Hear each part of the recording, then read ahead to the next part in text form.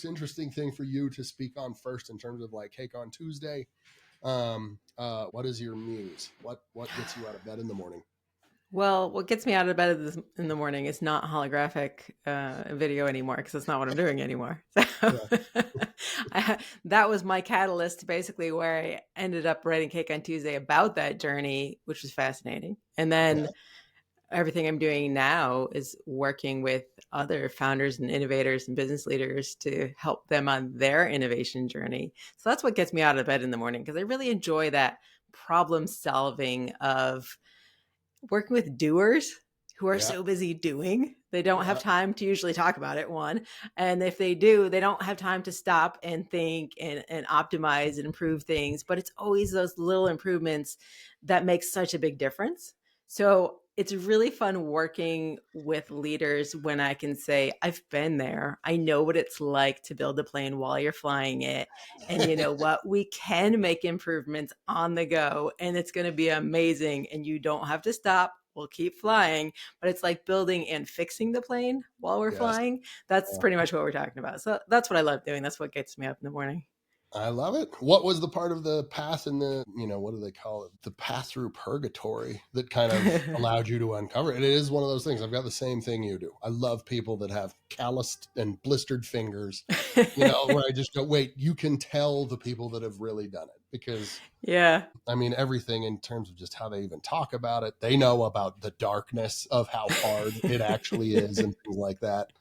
They usually say like, oh, being an entrepreneur or a founder is something closer to a mental illness than a badge of honor. It's like, Fair nah, I enough. don't have a choice. It's not like anyone can call themselves that. But what about your journey brought you to it? What was that? Yeah, it was. I like to say I took the scenic route, like many of us did. You never really know how the journey's going to go. I mean, I was not one of those people that had it all planned out when I was 12 and went to the right schools and had the right thing.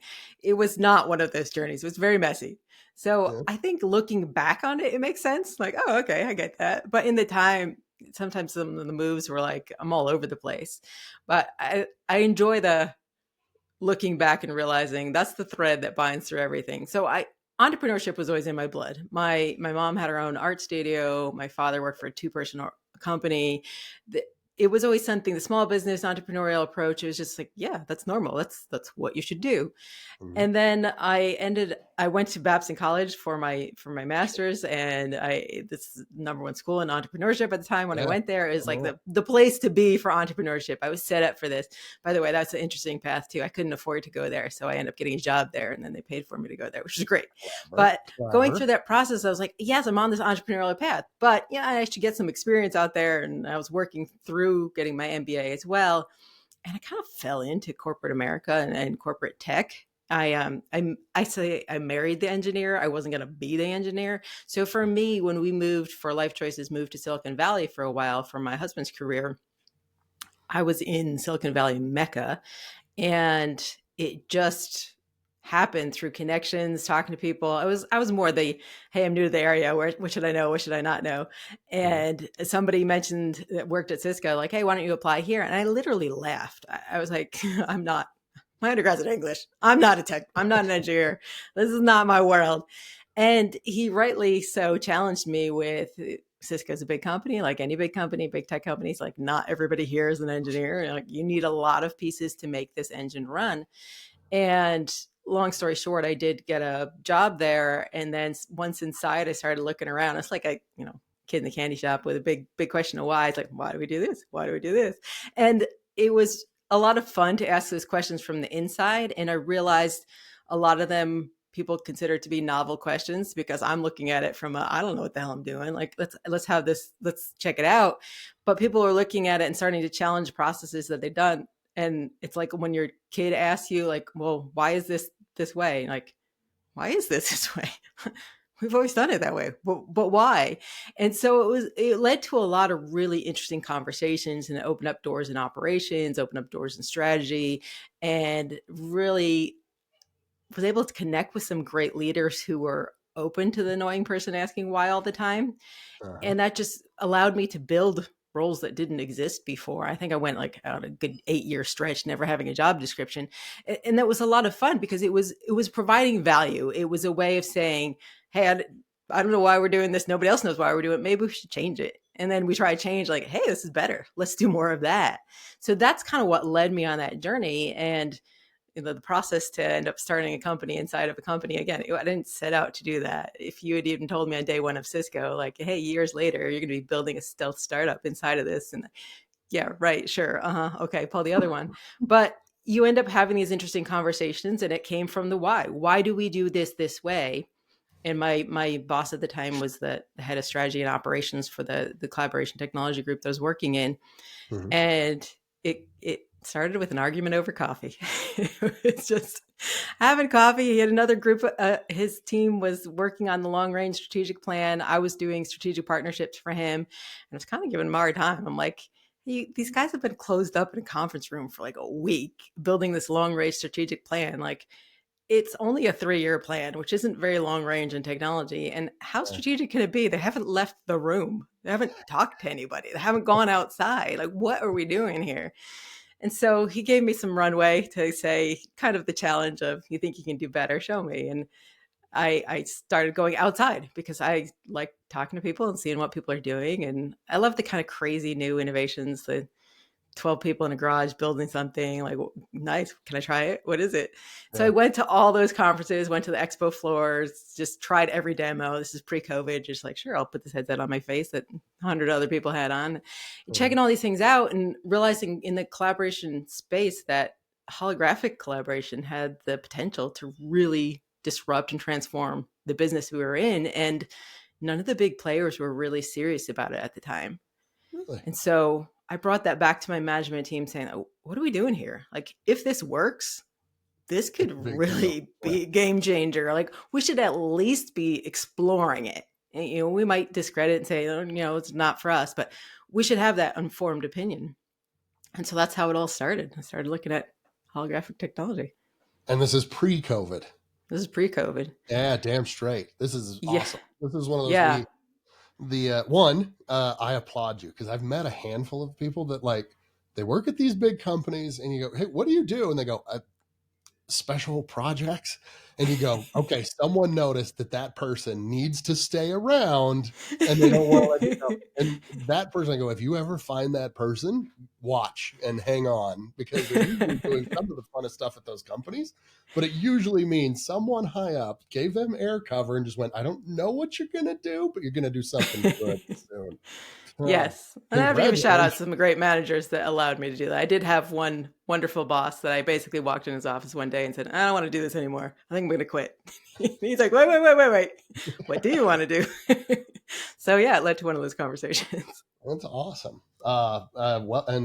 Kudos on being prescient enough for the pre-COVID holograms. I mean, ours is closer to luck than good, but we did one Yes. way before, but we decided we weren't going to build a headquarters for the company in, 2017 or whatever. I want to be able to hire smart people regardless of where they are. And I want them Yeah. to be able to work from wherever they are. Yeah. But I live in like Utah and it isn't the biggest community out there. I'm going, okay, for tech and stuff like that, I need to be able to go wherever I can to find the right talent.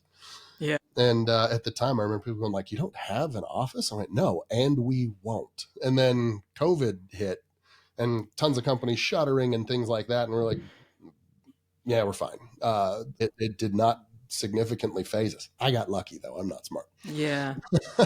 I was working on a virtual team at that time. And so, yeah, it wasn't much of a change to, okay, all our meetings are virtual. Well, they already are. Okay. I think we can keep going.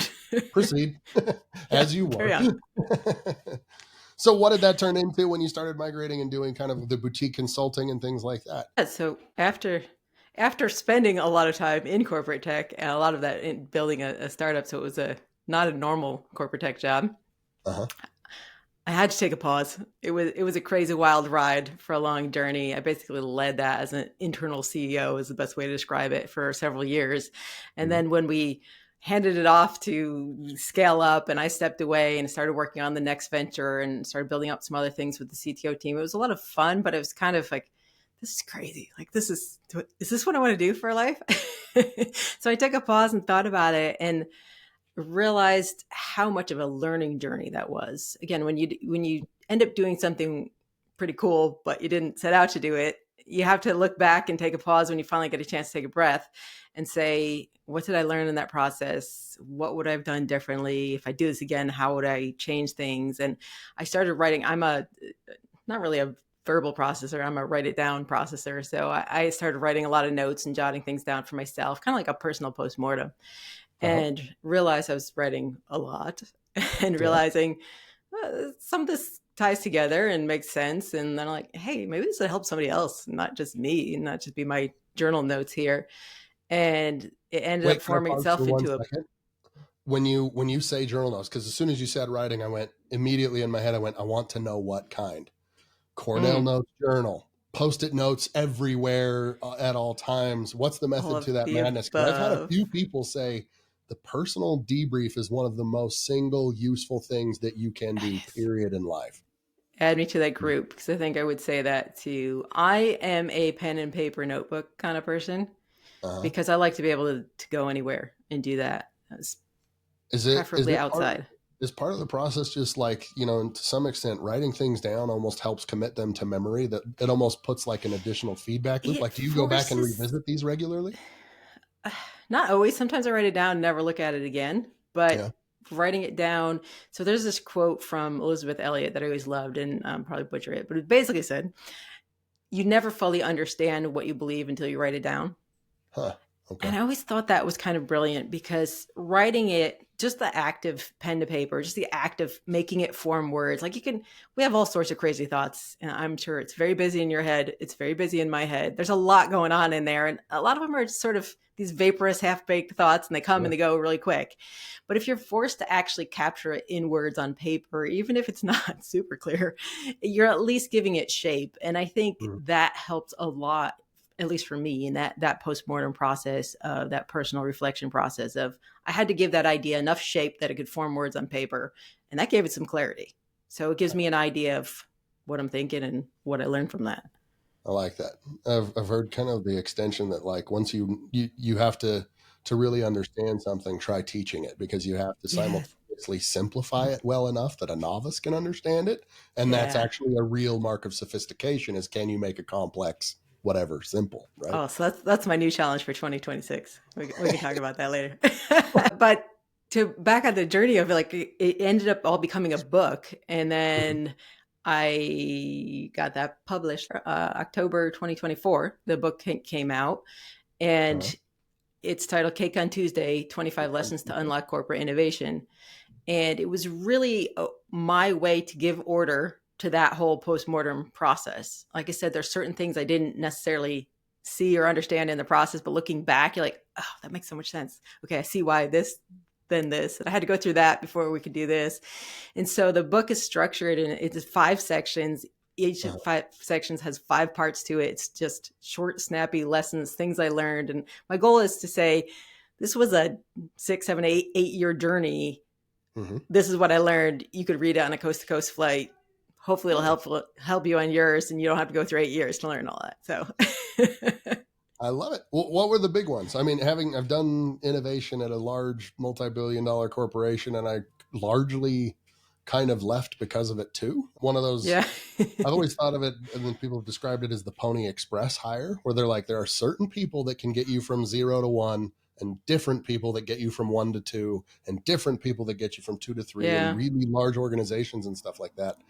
I mean, I was very much considered the odd duck, but working on Yeah. the innovation strategy team, I'm going, we're trying to find new things. We need to be thinking ahead, planning ahead, working years in advance, trying stuff that isn't feasible as of yet.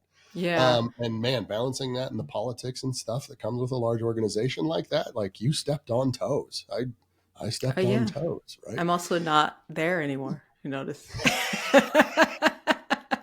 So times and seasons change. Let's just say Yeah. that. But I think the biggest takeaways were realizing how useful it was having an English undergrad in a Mm-hmm. big technology company, Right. because it sounds so cliche, but communication is so key. It really comes down to communication. And I was able to discover that there were so many great ideas that didn't move forward because the person who had the great mind to come up with the idea it was not their Not forte the to be able to storytelling. then convince and sell and explain that idea to a bunch of different audiences. And so kind of like your Pony Express example, great. If you're the 0 to 1 on the idea, then you need a different skill set and a lot of times a different person to help on now, how do we get that idea into to the right people's hands? And I think I realized so much of innovation, it's just selling. Yeah. And I always had this negative opinion of selling. I was like, selling is trying to convince you to part with money you don't want to part with to get something you don't need. And that's really probably my own hangups on that. And in reality, I think of it more like persuasion. And I heard Right. a definition of persuasion when I was younger that always stuck with me was persuasion is helping someone navigate around their own internal mental roadblocks. And I thought that was a Oh, really great way of describing it because it's like, hey, you're there, I'm here. I want you to come here on this journey with me. It might not be a straight line. We might have to go around this obstacle and this barrier, and you're yeah. dealing with that deadline, and you've got this thing. But let's go on that journey together. And that journey is never going to be the same with any two people. So I think Yeah. people run into problems when they're like, "This is my pitch deck," or "This is my spiel." I'm like, "For who?" Because that's Nailed not it. going to work for Oh, everybody. thank you. Thank you. Well, a ton of the work that we do is based around that premise where people go, Yeah, what's my elevator pitch? And I go, to who? Who else is in the yeah, elevator, right? The best salespeople ask the most questions of their audience, it's right? They true. understand how to reposition based on the recipient. And so many people are like, I got my pitch right. I'm like, you got your pitch where you like it. Um, Right. How's it working that's out for really you? nice, right? Yeah, exactly. Exactly. We actually did some data analysis to find that was it. We did one for direct sales once. We were analyzing personality cues between people that were able to make a sale and the people they sold to. You analyze Mm, like the patterns of speech and stuff like that to understand, like, all right, what words are they using? What type of personalities do they have? And you find out most of the time they were really good at onboarding people that had very similar mirrored personalities to them. There wasn't like a perfect cue. It wasn't correlated to even training and other things like that. It was, yeah, no, they were really good at finding themselves in a crowd and talking to that person because now their yeah. elevator pitch magically worked. But if you went, hey, go train that for someone else, it didn't work because they didn't have the exact same kind of personality and interests But and that's adoption. also a tactic, right? That's I like Chris Voss, the hostage negotiator guy. Like he does these great little clips on communications and persuasive negotiations, and that's one of the things he talks about. Mirroring is one of them. He's like Yeah. just the response that you get, and he always challenges people like just go try this, like go to the coffee shop and just try this tactic. And I find it interesting. I usually don't have the guts to do that, but I'm like that's so fascinating to see how that works. I love that stuff. I love that stuff. So you're preaching very much to the choir on this one. I love this stuff. Persuasion techniques, I can kind of tell Cialdini by the stuff, name of your podcast. right? Yeah.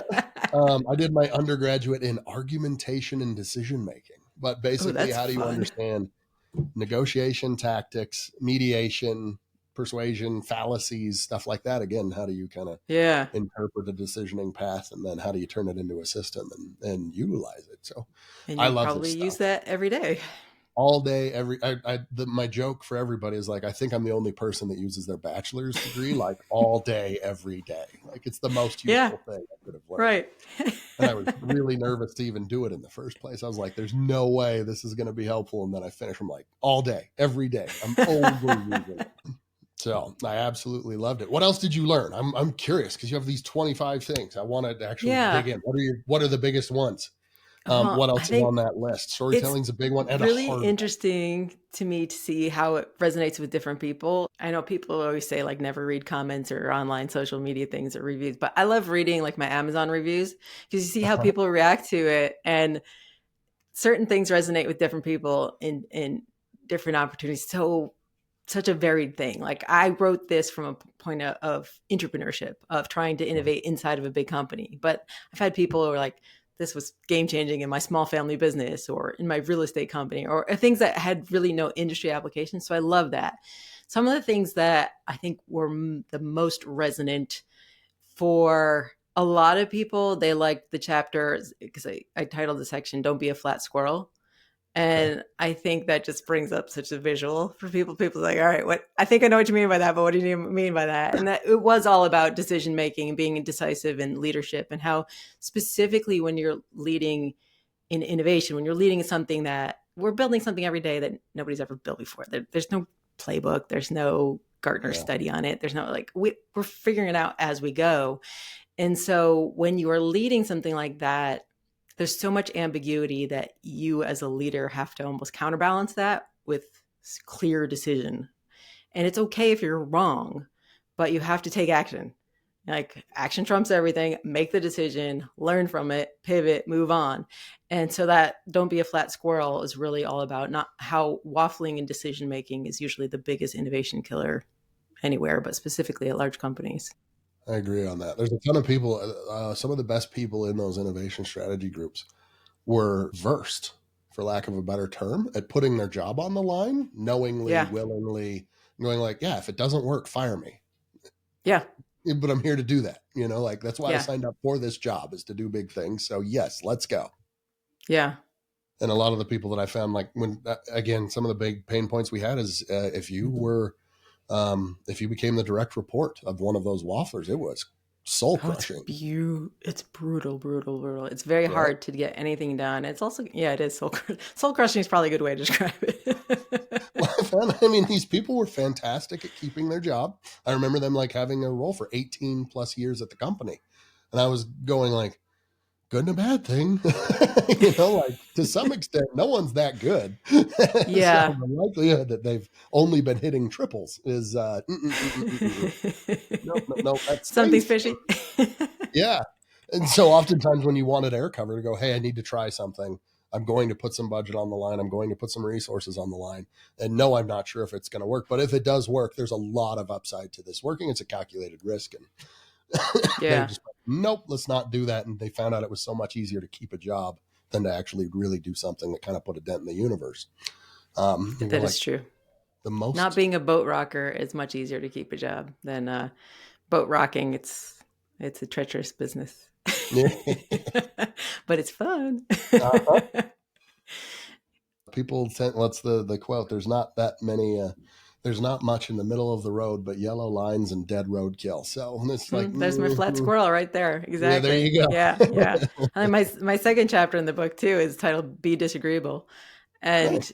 It's the same thing. It's like reframing disagreement. A lot of times we look at that as like, oh, that means you're argumentative. It means you're just trying to like poke holes and everything. I'm like, well, yeah, I am, but the goal is to make it better. It's not to just crap off all over somebody else's idea and say, oh, this is terrible, we should never do it. I want you to do the same thing to my idea. I want you to poke holes at it. I want you to rip it down so we can together build it back up better. And that's the point. So again, I love quotes. And there's a lot of brilliant people who have lived well before me and said really smart things. And I just like to steal what they said rather than try to recreate them. So there's another quote that I really like of, if two people always agree, one of them is not necessary. And I thought that was a really, really good quote. And it kind of goes to what we were just talking about a minute ago of being the boat rocker. I feel like that's your point. That's the point. Like, why would I want to? I did the same thing in my hiring practice. And I would tell people when I hire them, I'm like, I want you to push back on me. If you can't handle that, this is not the place for you. Because if you're just going to say yes, yes, yes to everything I say, like, I don't need a parrot. I need somebody that's going to push back. So. I love that. Same thing I thought many times, like after you have elevated voices, where you go like, wait, we have two people that give a shit. This is fantastic. This is rare. And especially when it's not the personal side and you're going, no, they're both advocating passionately for a good idea from their own perspective. Like this is what you saw as progress has been made. Yeah. But it's really powerful though when you get a couple of like-minded people like that together who are willing to boat rock, really willing to put their career on the line and say, "Oh, I want to do something because I want to do something big. I want to do something right and good and useful in the world. And if you don't want that, fire me. That's okay. I'll do something else." When you get a couple of those people aligned, you can do so much more with two people than you can with 200 people who are just worried about rocking the boat. So it's pretty amazing what you can do. I mean, even I went through that with WebEx Hologram. We built something amazing with a very small team, and I'm still connected with some of those people and still talk to them. And they're still amazing, wonderful people that they just get stuff done. Yeah, I love it. What else? I know I can't get your entire book, not in this single kind of conversation, but any other main things that kind of popped out from the front? Another one that's I think important. important to me is the be careful who you listen to. Mm. And I think this is really big. This was one that was in my final section that I told you is broken into 5 sections. The 5th Uh-huh. section is insights from the rear view mirror. And it's those lessons you kind of get in the look back of like, okay, when I weave this all together, I might have been too busy in it to see it. But now looking back, all right, this is really Sure. important. I have to keep this in mind going forward. And the be careful who you listen to is what came out of one of the things in that section. And I talk about mentors in the book. I'm big on coaching and mentors. I absolutely believe you should get all the feedback you can get. But I think you also need to listen to yourself Uh-huh. and realize that, especially if you're trying to innovate, you're trying to do something different, you're trying to bring something new in the world, you got to be mindful who's giving you advice. There are a lot of people who are trying to be helpful and they're trying to give advice, but they're doing it from a place of fear or where they're at. They don't want to put their career on the line. So like, I don't know if you really want to do that. That could be risky. That just keep in mind your audience and where it's coming from, because there are times where you have to hear all the advice and the wisdom and then weed out, this is good, this is not useful for right now. I'm going to put that to the side and shelve that. And what am I listening to? So being careful who you're listening to, making sure you have the right feedback loops, make sure that you're pruning your feedback loops. If you're getting the wrong advice from a certain source, then like, well, maybe that's not a good advice source. Let's just shut that one down. We're just going to prune that. And if you have another source, let's foster that one. Let's build that. Have wisdom in many counselors, but make sure you're not over rotating on anyone.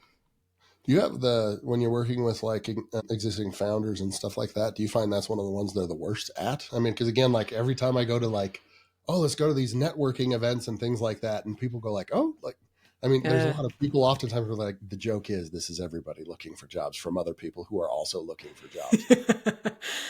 And you go, Yes. where are the doers? And it's like, usually they're putting their head down somewhere and they don't have They're time. too busy doing. Yeah. They don't have time for it. Yeah. I guess my crass way of saying that is the world's made up of talkers and doers. Uh-huh. And more doers need to talk, which is why I have a podcast, which is why you have a podcast, because the doers can't just be so busy doing that they just leave everything else to the talkers. Yeah. But at the same time, you have to be mindful, who am I talking to? Mm-hmm. And if you have perfected so I do public speaking as well. And I'll be honest, I am not the most polished public speaker. And I don't know that I want to fix that, because there's a lot of really polished public speakers that sound way better than me. And they just sound so impressive, but they're just talking about an idea or a theory, or I read this in a book, or I put this together, or this sounds great, but my talk will not be that polished. It will be a little bit more rough around the edges, but I'm talking from a place of I've done this, or this is what I've talked about with my other doer friends. And like, here's where we screwed up and here's what we learned and here's why, and this might help. And I got that feedback about my book. This somebody that knows me that read it, and she's like, I felt like I was sitting down having coffee with you. I'm like, yes, that's the point, because it didn't change the tone. It's just, let's just sit down, have coffee, have a chat. You get it. The good, the bad, the ugly. What you see is what you get. And that's all there is. How good are you at the good, the bad in terms of feedback? I was talking to someone about this earlier where I'm going like, it, I think, took a long time to get into my career where I actually craved the negative feedback.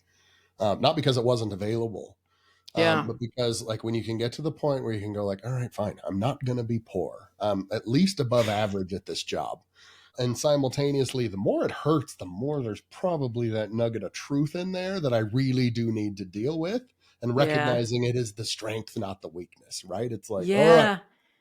I think that's the flip side of the be careful who you listen to is, so I'm from upstate New York originally. Mm-hmm. New York is where sarcasm is a love language, and people will stab you in the front. And so the clear messaging, just being honest, to me, that's a love language. It really is, being honest.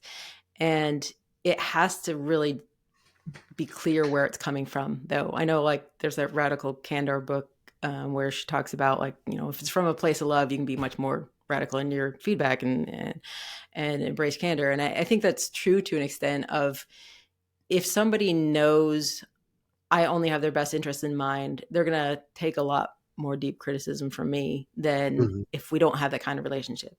And I feel the same way. If it's somebody who's they're in my life, they're invested in my life, they want the best for me, I'm going to listen.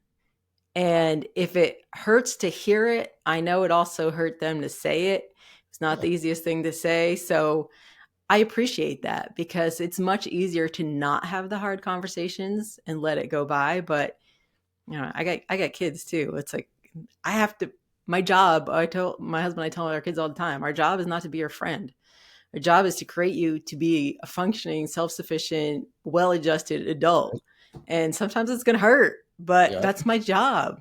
I I'm not want you to raising be you. I'm raising the human you are capable of becoming. Right. exactly. I'm not creating, somebody to be my BFF. I want you to come out even better than I did and have a better shot. And so hard conversations are part of that. I did that. I taught my kid that. My kid is one of my brilliant, and I almost regret doing it. But I taught him, I'm like, look, man, really smart people recognize and acknowledge their weaknesses and when they're wrong, and that's how they become smart. Now, he's only 8 now. So he Yeah. learned that at 5 and actually internalized it and took it to heart. And so he's an 8-year-old boy, so he's a velociraptor. And I have a he'll 9-year-old do boy. Yes. Yes, I understand. he'll make that mistake, and you'll go to yell and like, no, get off the roof, whatever. And he is so quick to do, oh man, you're right, Dad. I'm sorry. I love you. He'll do it that quick. And you're like, I'm not even done. I at least need to yell one sentence. Give me one yelling sentence and then I'll calm down. But he disarms you. And it is the most impeccable. I'm like, damn kid, you're good. You're dangerously good. It's like I taught it to him too soon, but he's nailed it. I was so proud of myself teaching him that. Now I'm like, why don't ever he takes the wind out of my sails way too Oh, quickly. that's my third kid. She's only 6. She is a master manipulator. Like, whoa, how did we just get through that conversation? She's going to take over the world. That is awesome. Who are your favorite clients to work with? How do you find a good one, and how do you know? I mean, like, you can work with those founders, and sometimes, again, like, a big part of it's a mental illness. They're not doing it because they're good at it. They're doing it because they can't do anything else. And oftentimes that means they're ridiculously set in their ways, right? Well, there's a reason both my business book and my business podcast are titled Cake on Tuesday. Mm-hmm. I like people that have fun. If I'm not laughing through the course of my day, if you're not laughing, I think people think, oh, we're laughing so we're not working hard. I'm like, no, we're laughing because we're working hard. Like, you have to balance both of those. So my favorite people to work with are the ones that are just enjoying life. Work is not their all, but it's a huge part of their life and what they do, and they're passionate about it. And I like people who are well-rounded, well-read. And if we can make constant jokes and quips about movies, specifically anything Star Wars, Snatch, Monty Python, I mean, we'll get along fine. So. Nice. I am a big fan. I decided one of the biggest goals one should have in life is to die with smile wrinkles, right? Yes. Like, that is a real indicator that you pulled it off, and that means you enjoyed every minute of it, right? Like, absolutely. I think you always think about the people that call you like, I'm smiling before I answer the phone. Those are the people that I love working with, because you see the name pop up and you're like, oh, this will be fun. Like, it's usually hard problems. It's usually dealing with big things. Something major could be going on, but like, I'm smiling before I even answer. That's when I know it's a good connection. God, that's a good aspiration too, right? I want to try that one. That's a very, very good one. Because again, like, you got to work on some dark stuff, right? Like, again, the entrepreneur, the other founder thing. I'm like, hey, I don't care how many direct reports you have. It's the loneliest job on the planet, right? Like, you are oftentimes very much in your head, and the dark thoughts are always real, because there's a ton of stuff just to save other people time you can't tell them about. It's just like, nope, I got to own this problem, save you guys time. You focus on that thing. I'll figure this dumb thing out. But I think they are related, though. I mean, the darker and the lighter need to go together, because I had a good friend in college who was a paramedic in Philadelphia, and he dealt with so many drug overdoses and really deep, dark things. And it's so easy to get depressed on life with that. But he was one of the people I knew with the best senses of humor. And a lot of his coworkers had great senses of humor as well. And that's something they did talk about it of, you have to laugh or you're going to cry. Like when you're dealing with really dark things, you need to have some levity in your life. You need to crack the jokes, have some fun, enjoy those moments because you know they're short and fleeting. And I think it makes a much richer, fuller life when you have the highs and lows together. I like it. I like it. What are your other tricks to doing it? Like, I read Daily Stoic and I read Marcus Aurelius on a daily basis. I carry around Memento Mori. Like, I find that, like, again, it's a skill. You need to flex that muscle. You know, yeah. I think everybody has to find their thing that works for them. Yeah. I do have posted on my wall over here my daily mantra. It's got all my things there that I can say and refer to, and it's supposed to be my daily mantra. And sorry, Angus, my former coach would yell at him. I don't do it every day, but it's something I have there that I'll look at and like catch myself in that mindset. Have you ever read Dan Sullivan's The Gap and the Gain? That's a really good book. A good one. Highly recommend it. Okay. Dan Sullivan is an entrepreneur coach for many, many years.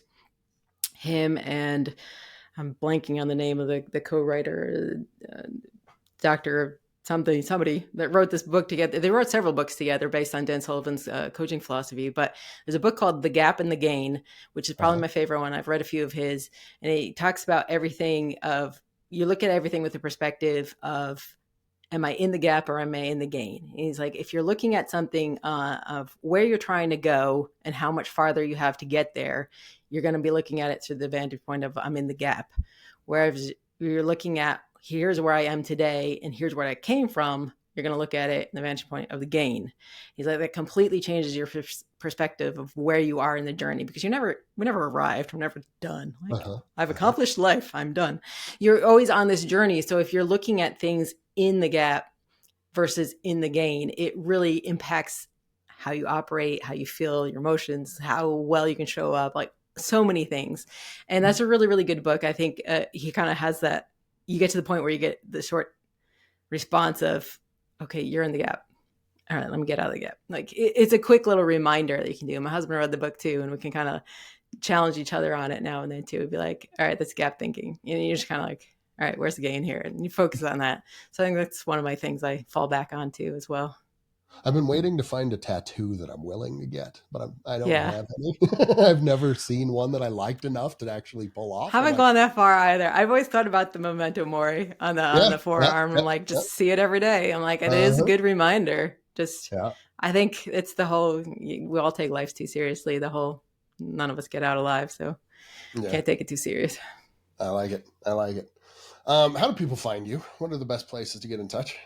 Yeah. So ElizabethBieniek.com is my website, but I realize that's a hard name and people can never remember how to spell it. So Cake on Tuesday, it's much easier to remember. So look up Cake on Tuesday or cakeontuesday.com will redirect to my website and you can find all my good stuff there. Awesome. And the podcast, you can get off there too. And I really focus on celebrating disruptive doers with my podcast. So if you're listening to this and you're one of those people thinking, yeah, I'm always heads down doing, and I don't really get a chance to talk about it, stop keeping all the good stuff to yourself. Come on my podcast and share it. I love it.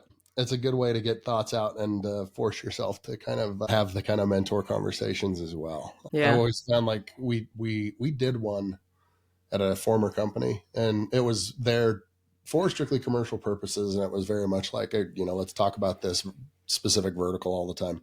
And people would come on, but they'd also be publishing and pushing their shtick, whatever it was. Yeah. And they forced it. And at the end, I'm like, I can't do it. I'm like, I need to talk to people that are really passionate about what they're working on. And I'm curious in what they're working on. And I can do that naturally all day, every day. Like I could easily pull that off, but I cannot feign interest on the other thing. There's a lot of things that aren't interesting in business, right? Yes, but I get really excited by passionate people that are passionate about something. Even if the thing they're passionate about is something I don't find interesting at all, their passion about it is always exciting. So it's really fun to talk to people about what sets your soul on fire about what you do. And they get into it and they're like, that's cool. I would hate doing that, but that's cool that it sets your soul on fire. And I get that. That's really neat. Awesome. Awesome. Elizabeth, you're a gem. Thank you kindly for your time. I hugely appreciate it. You are Thanks, very Dan. It was a lot of fun. at any time. I hugely appreciate it. But yes, please go find her. Check out the book, Cake on Tuesday, the 25 lessons. I'm going to grab my copy right now. So again, hugely appreciate it, Elizabeth. We'll talk to you again soon. Thanks, y'all.